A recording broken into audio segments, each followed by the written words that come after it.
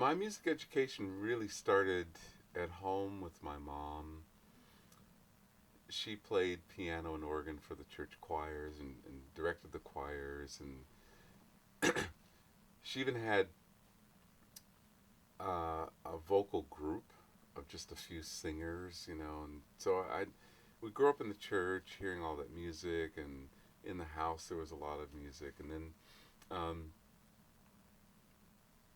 finally, after those early music lessons, school gave the usual classroom lessons, so it would be beginning strings, junior orchestra, et cetera, et cetera. And then in high school, I got to play in the orchestra and the jazz band, the big band.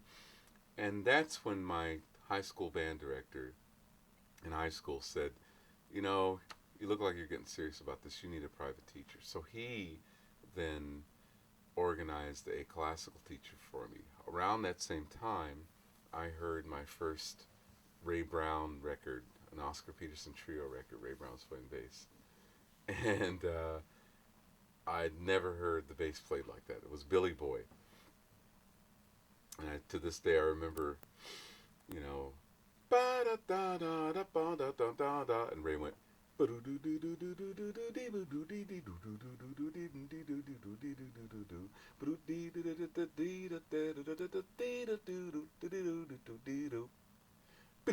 it just like I'd never heard anything like that in my life. So at my next classical lesson, even though I just started, I said to the teacher, "Have you ever heard of this guy named Ray Brown?" He said, "Sure, he's a friend of mine." So he took out a letter from Ray Brown that said, "Dear Mr. Siegel, would you please tell your students about a class I'm teaching at UCLA for a semester called Workshop in Jazz Bass." That was my last classical lesson with that guy. I saved $65, got in the class, and started those lessons with Ray Brown in the class. The class ended, and Ray saw how hungry I was and excited about all this jazz stuff, and I didn't even know who he was. I mean, I knew he had to be famous because he was on a record, but I didn't know about Dizzy Gillespie and Charlie Parker and all of his beginnings. I didn't know about any of that stuff. But his music really touched me, and he as a person really touched me. And soon after the class ended, he got me classical lessons again with another guy, and I was also playing electric bass at the time, so he got me electric bass lessons with Carol Kay. So I studied with her, and then um, I through Ray Brown got some other jobs, local jobs, and I mean really great opportunities, playing with Louis Bellson's big band, filling in for Ray here and there on jobs he thought that I would really grow from, because I was not ready. I promise you, I was green and didn't have a big repertoire. I was excited, I was hungry, but so he put a lot of trust and faith in me. And then I heard Ray play at Shelley's Manhole with Milt Jackson, which he did every year. Milt Jackson took a summer every year off to co-lead a band with Ray Brown, a quintet, and it was Teddy Edwards on sax and Monty Alexander on piano and various drummers. But I'd never heard the piano played like that. I mean, first Oscar Peterson records, and it was my dream to play with Oscar, so I was just playing along with Oscar Peterson records, getting kind of an education that way on my own. Nobody told me to do it, just I loved those records. Heard Monty Alexander, and Ray introduced us, and Ray said, he plays bass, you guys should get together, and Monty said, really? Okay, hey. So we had a jam session with Monty, and Duffy Jackson actually was 16, 17, 18 years old at the time.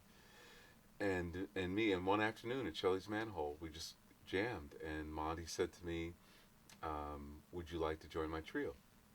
I said, I'd love to, but I just finished high school and I'm going to go to college now, and I want to finish school. And he said, well, how long will that take? I said, 4 years. He said, okay, I'll wait. And it took 5 years. I'm a slow learner. And then that LA experience, and I actually started at LA Valley College, and that experience then led to being shipped off, as it were, according to my classical teacher, to go to Indiana University, so I could really focus on music. Well, while at Indiana University, I worked my way through school on the side by playing with Henry Mancini's touring orchestra, because I had met Henry Mancini in LA and worked on his TV show for a few months. Anyway, Indiana was there for 3 years, studying classically, also playing jazz on the side, studied with David Baker, met Jeff Hamilton there. That's where we first connected. And after IU, I finished school in 1975. I was there from 72 to 75. But I failed music history, and I didn't care. 5 years of college, I was out of there. Enough, done. So I went on the road with Monty Alexander and Jeff Hamilton. And in the second year, I thought, this is kind of stupid, you know. After all that, I just am one class short of getting my degree. So I kind of wanted that feeling of completion. So I took a summer course in music history and passed, and then went back on the road with Monty, and then after that, shortly after that, went on the road with Count Basie. That's really my formal education. The other part of my education, maybe the bigger part, to tell you the truth, were all those experiences playing with all these people who would pull me aside and, you know, give me tips and direct me and warn me and, you know, kind of put their boot up my rear kind of thing. And that's the big part, you know. Even because I left Count Basie and moved to Holland, and I ended up playing in a symphony orchestra. Being in Holland was amazing. That I didn't know anything about playing in symphony orchestras, but the guy that was sitting next to me had been in the orchestra for so long, and he was the one who gave me all these tips and how do you do this? How do you really work in that environment? I had been so used to working in orchestras with conductors that when they gave a downbeat, then that's where you played your note. But here I was in a more traditional kind of orchestra, old style European orchestra. When they gave the downbeat on that first rehearsal, I'll never forget, he gave a downbeat and I played, and I was all by myself, because the rest of the orchestra knew to go ba, you know, not ba, but ba. So anyway, things like that, you know, just endless lessons from colleagues and from friends and people in the music world. So there's a formal education, which of course I did, but I think the biggest part of what I learned came from other sources, which is frankly why